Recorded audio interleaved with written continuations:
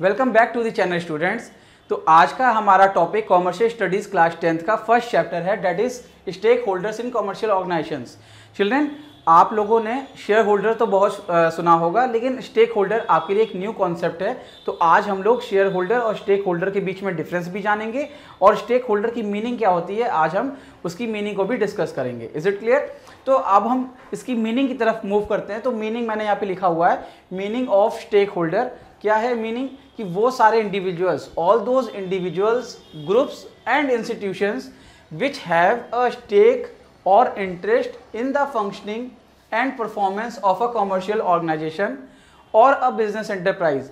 मतलब हम कह सकते हैं कि वो सारे इंडिविजुअल या वो सारे ग्रुप या वो सारे इंस्टीट्यूशंस जिनका क्या होता है, जिनका एक स्टेक होता है या इंटरेस्ट होता है किसी दूसरी बिजनेस में या किसी दूसरे बिजनेस एंटरप्राइजेज में। मैं आपको एक छोटा सा एग्जांपल लेके कहता हूँ। जैसे फॉर एग्जांपल आपका आईसीएसई बोर्ड है और आईसीएसई बोर्ड ने अगर एग्जामिनेशन के पैटर्न में कोई चेंजेस लेके आया या उन्होंने सिलेबस का रिडक्शन किया, जैसे कि कोरोना वायरस में हुआ था सिलेबस का रिडक्शन, तो अगर उन्होंने सिलेबस रिड्यूस किया तो हर एक स्कूल को उसको वॉच करना होगा, चेक करना होगा और उस हिसाब से उसको प्रिपेयर कराना होगा बच्चों को। ठीक है, according to the syllabus of the ICSE. Okay, तो हम यहाँ पे ये कह सकते हैं कि स्टेक होल्डर मतलब क्या हो गया, जो कि वो सारे लोग जो कि क्या हैं, डायरेक्टली और इनडायरेक्टली इन्फ्लुएंस करते हैं किसी बिजनेस ऑर्गेनाइजेशन को। I am not taking school as a business organisation. मैंने एक आपको शॉर्ट एग्जांपल दिया था कि जैसे कि अगर स्टेक होल्डर डायरेक्टली तो वो शेयर होल्डर है नहीं, डायरेक्टली तो वो बिजनेस में प्रिंसिपल या मैनेजमेंट या टीचर्स तो है नहीं।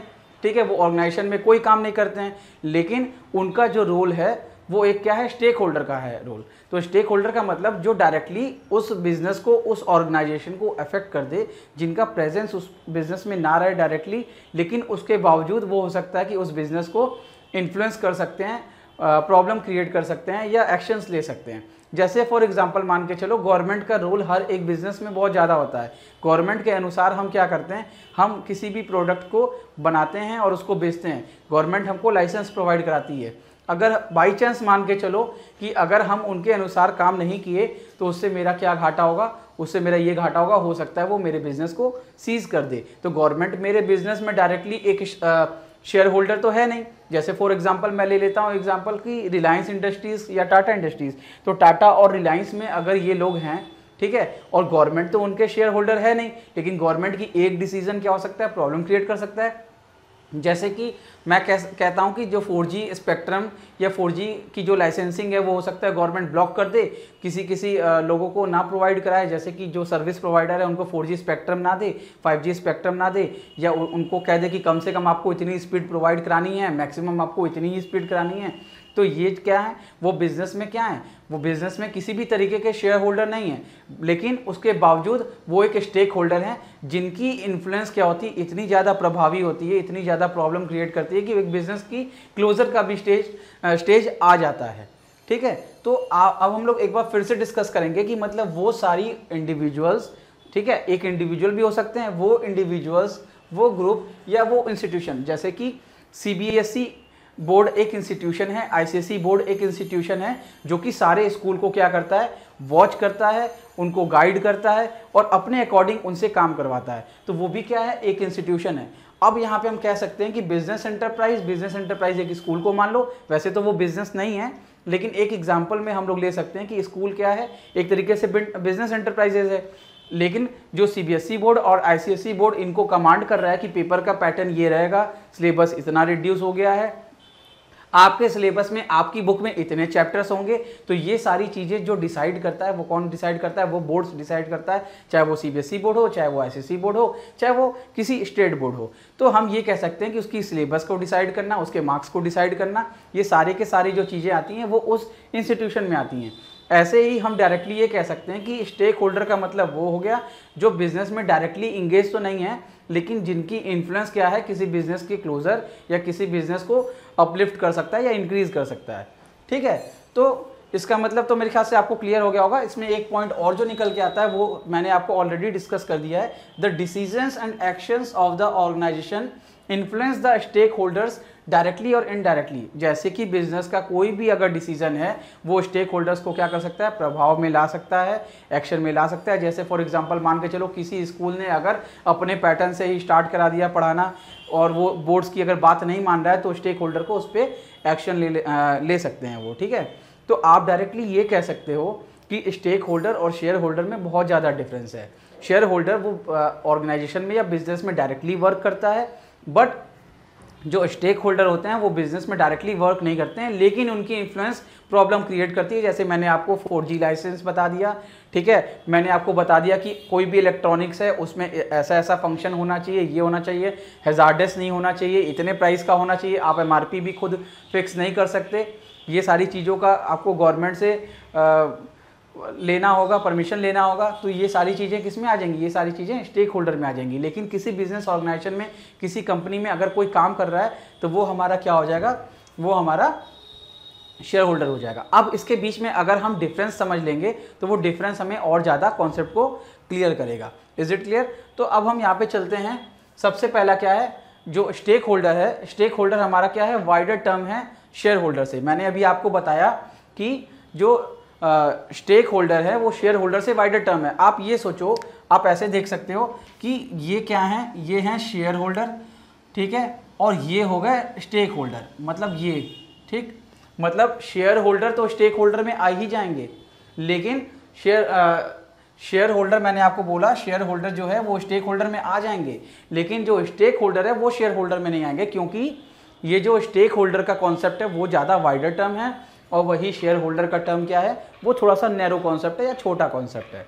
ओके, ना coming to the next point, that is second point. तो सेकंड पॉइंट में अब हम डिस्कस करते हैं कि stakeholder is used in connection with all business enterprise, sole proprietorship, partnership, joint stock company. ये क्या करते हैं, ये अपने कनेक्शंस बना के रखते हैं।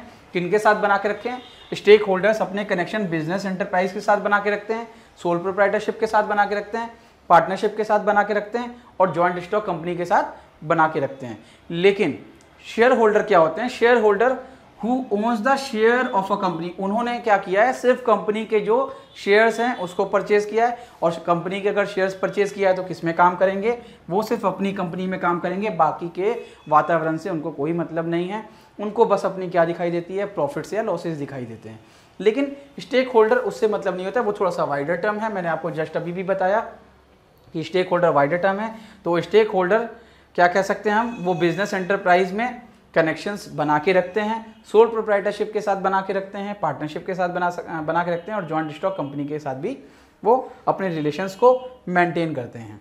Is it clear? Now coming to the third point, that is stakeholder cannot be shareholder in a company. आप देखो, मैंने अभी आपको बताया कि स्टेक होल्डर जो हैं वो हो सकता है कंपनी में डायरेक्टली, हम ये कह सकते हैं कि can not be the share holder in a company, वो डायरेक्टली क्या हो सकते हैं, शेयर होल्डर नहीं हो सकते। जैसे एक कस्टमर है, कस्टमर हमारा क्या होता है, कस्टमर हम कह सकते हैं कि कस्टमर हमारा स्टेक होल्डर है, वो हमारा शेयर होल्डर नहीं है। भाई हम और आप क्या हैं, हम कंज्यूमर्स हैं, हम लोग गुड्स परचेज करते हैं, तो हम तो उनके शेयर होल्डर्स हैं नहीं, लेकिन हम स्टेक होल्डर्स हैं। अब जैसे किसी कंपनी ने किसी तरीके का नया प्रोडक्ट लॉन्च कर दिया तो वी आर कस्टमर्स, हम लोग भी क्या करेंगे, उस प्रोडक्ट को देखेंगे कि किस तरीके के प्रोडक्ट वो निकाल रहे हैं मार्केट में, तो हम लोग हो सकता है स्टे कर जाएं। जैसे फॉर एग्जांपल एक मोबाइल कंपनी एक मोबाइल को लॉन्च कर रही है और हमारा मूड था मोबाइल लेने का, और मुझे ये पता लगा, कहीं से इन्फॉर्मेशन पता लगी कि वो कंपनी एक नया मोबाइल लॉन्च कर रही है, तो we will be waiting for that कि उसकी प्राइसेस क्या है और उसके किस तरीके के फीचर्स हैं, हम उनके फीचर्स को देखेंगे। ठीक है, तो हम क्या हो गए, हम हो गए स्टेक होल्डर्स। लेकिन जो बिजनेस में डायरेक्टली काम कर रहे हैं, जिन्होंने शेयर परचेज किया हुआ है, वो बंदे कौन है, वो बंदे शेयर होल्डर हो गए। ठीक है, तो हम यहाँ पे कह सकते हैं कि स्टेक होल्डर में जैसे कस्टमर एग्जाम्पल हो सकता है और यहाँ पे शेयर होल्डर एग्जाम्पल हो सकते हैं। अब देखो, कस्टमर जो है वो तो डायरेक्टली उन्होंने शेयर तो परचेज किया नहीं है, शेयर तो भाई जिसने पैसा जमा किया, जिसने कैपिटल लिया, जिसका इक्विटी शेयर है, जिसके डिवेंचर्स हैं या शेयर होल्डर्स हैं, जो शेयर्स हैं, वो स्टेक होल्डर होगा ना, ये क्या नाम है, शेयर होल्डर होगा ना। स्टेक होल्डर मतलब क्या होगा, स्टेक मतलब जो बिजनेस का कुछ पार्ट रखता हो, मतलब वो किसी ना किसी तरीके से, वो कैसे ना कैसे उस बिजनेस से टच है। ठीक है, अब हम यहाँ पे बात करते हैं फोर्थ पॉइंट की। अब हम यहाँ पे बात करते हैं फोर्थ पॉइंट की, जो कि क्या है, stakeholder do not receive monetary benefit. जो स्टेक होल्डर होता है उसको डायरेक्टली जो है मॉनेटरी बेनिफिट नहीं मिलता है, मतलब उनको किसी तरीके के पैसे नहीं मिलते हैं। लेकिन आप जानते हो कि शेयर होल्डर किस लिए है, वो मॉनेटरी बेनिफिट के लिए है, क्योंकि वो पैसा कमाने गया है, वो लॉसेज और प्रॉफिट्स में हिस्सेदारी है उसकी।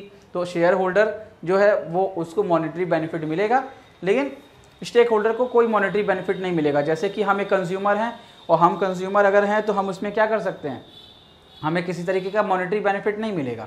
तो मैंने इसमें एग्जांपल आपको ले लिया। आप यहाँ पे कह सकते हो कि यहाँ पे कस्टमर हो सकते हैं स्टेक होल्डर, और यहाँ पे शेयर होल्डर में शेयर होल्डर्स आपके तो शेयर होल्डर होंगे ही होंगे, ठीक है। अब हम कह सकते हैं कि जैसे जो बिजनेस में फाइनेंस करता है पैसा, ठीक है, वो यहाँ पे क्या हो सकते हैं, स्टेक होल्डर हो सकते हैं। मतलब एक फाइनेंसर हो गया, एक बैंक हो गया, ठीक है, बैंक हो गया, ये हमारा क्या हो सकता है, ये स्टेक होल्डर हो सकता है। गवर्नमेंट, मैंने आपको एग्जांपल दिया, गवर्नमेंट भी क्या हो सकती है, वो भी स्टेक होल्डर हो सकती है, क्योंकि उसने तो डायरेक्टली परचेज किया नहीं है उनके शेयर्स, ठीक है, उस कंपनी के शेयर्स तो परचेज किया नहीं है। तो बैंक हो सकती है, गवर्नमेंट हो सकती है, कस्टमर्स मैंने आपको बताया, कस्टमर्स हो सकते हैं, ठीक है। और भी बहुत सारे लोग होते हैं जो कि स्टेक होल्डर से डायरेक्टली जो उनसे टच नहीं है, ठीक है, एग्जेक्ट्रा एंड एग्जेक्ट्रा।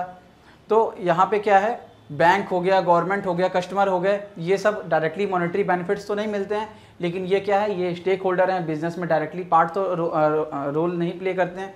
तो ये क्या हो गए, ये हो गए हमारे स्टेक होल्डर।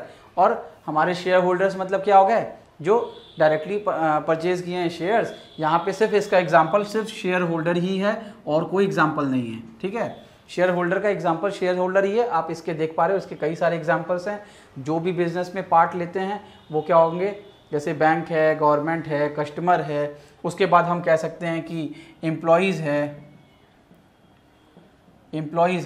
ठीक है। ये सब कौन है, ये सब स्टेक होल्डर है, क्योंकि देखो एम्प्लॉय सैलरी लेता है, एम्प्लॉय के पास हिस्सा नहीं है, कंपनी के शेयर्स नहीं है, तो इसलिए वो भी क्या है, वो भी एक स्टेक होल्डर ही है, ना कि share holder. That is why मैंने अभी आपको बताया कि शेयर होल्डर क्या है। शेयर होल्डर बहुत छोटा टर्म है, खाली इतना बड़ा टर्म है, और उसी के अगेंस्ट में अगर हम ये स्टेक होल्डर की बात करते हैं तो वो वाइडर टर्म है। Is it clear? तो मैंने यहाँ पे भी आपको ये बताया था कि ये वाइडर टर्म है, स्टेक होल्डर हमेशा वाइडर टर्म होता है और शेयर होल्डर हमेशा नैरो टर्म होता है। Okay, so children, I will be explaining you what is the difference between stakeholder and customer. Okay, उसके बाद शेयर होल्डर एंड कस्टमर, और इनके बीच में कुछ और डिफरेंस भी बचे हैं, वो हम अपनी नेक्स्ट क्लासेस में करेंगे। Thank you.